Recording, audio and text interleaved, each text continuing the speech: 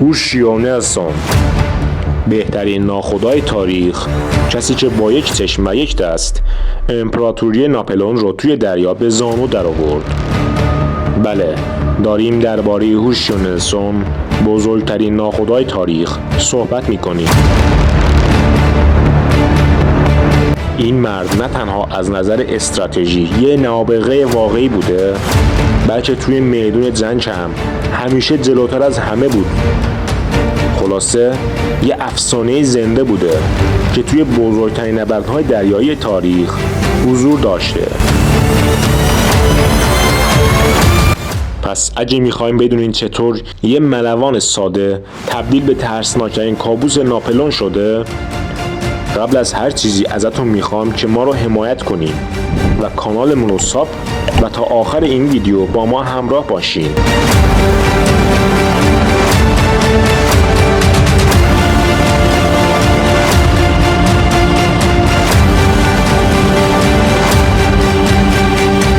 از یه بچه معمولی تا بزرگترین فرماندهی دریایی، هوشیو نلسون توی سال 1758 توی یه خانواده معمولی به دنیا اومد، ولی از همون بچگی عاشق دریا بود.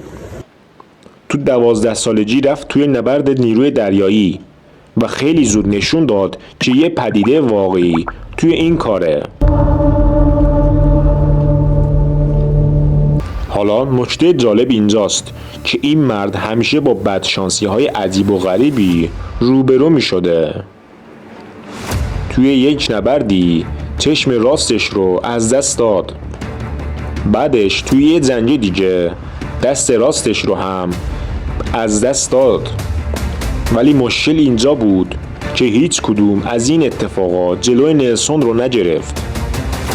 اون همچنان با یه دست و یه چشم یکی از خطرناکترین فرماندهی‌های دنیا بوده. خب نبردهایی که نلسون رو به یه افسانه تبدیل کردن. سال 1798 نبرد نیل.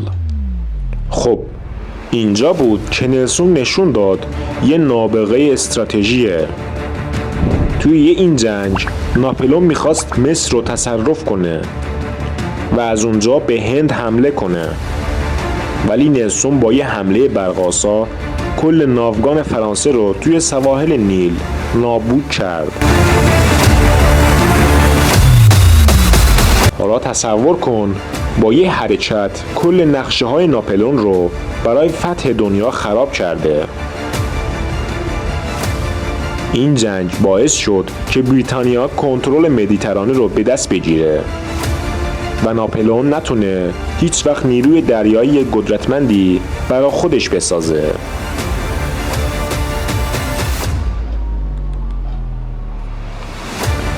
نبرد بعدی در سال 1801 نبرد کپنهاگ. اینجا یکی از خفن‌ترین لحظه‌های تاریخ که نیروی دریا به خودش دیده رو رقم خورده. نلسون مسئول حمله به دانمارک شد، ولی وسط جنگ فرمانده ارشد بریتانیا دستور عقب نشینی داد. حالا اینجا نلسون چیکار کرد؟ دوربین رو گذاشت جلوی چشم نابیناش و گفت من که دستور عقب نشینی رو نمیبینم و جنگ رو ادامه داد. ولی خوشبختانه یک پیروزی تاریخی برای بریتانیا و یک شکست سنگین برای دانمارک بود.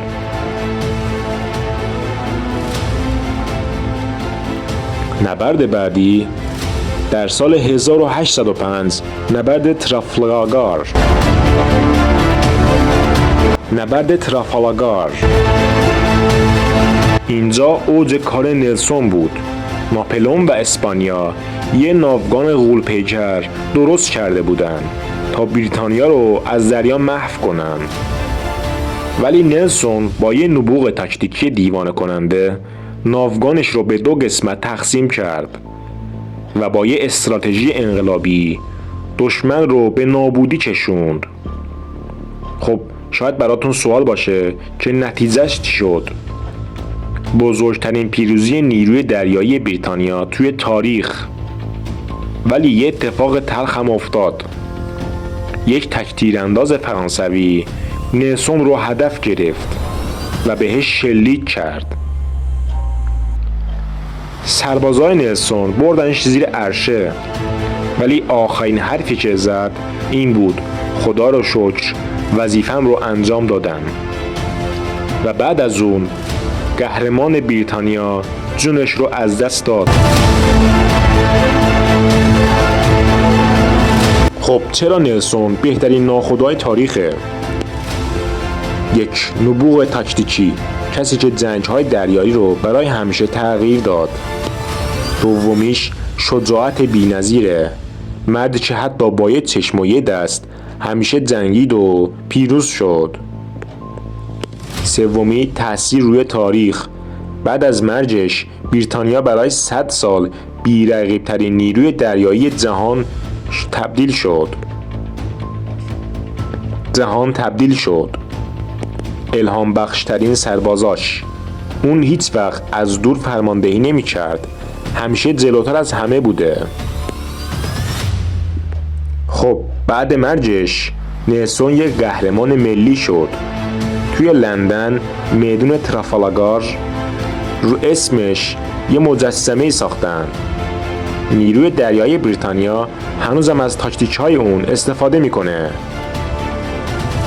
هیچ فرماندهی توی تاریخ اینقدر روی جنگ‌های دریایی تأثیر نذاشته.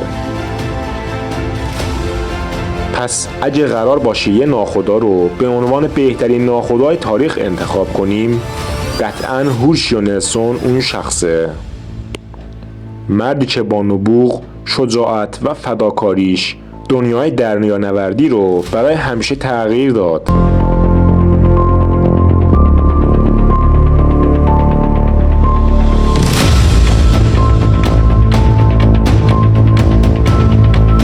خب دوستان، اگه از این ویدیو خوشتون اومد حتما لایک کنید، کامنت بذارید که دوست دارید درباره چه فرماندهی هایی ویدیو بسازیم و کانال رو سابسکرایب کنید. تا ویدیو بعدی، خدا نگهدار.